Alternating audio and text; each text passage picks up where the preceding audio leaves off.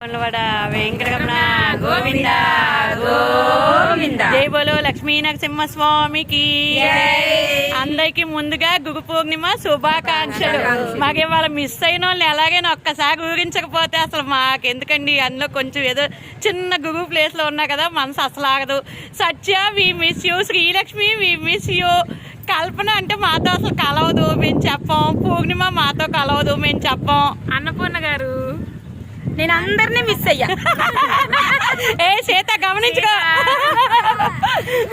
అందరూ ఏం చేస్తున్నారు? ఏ కృష్ణ బయట పెట్టండి అన్ని.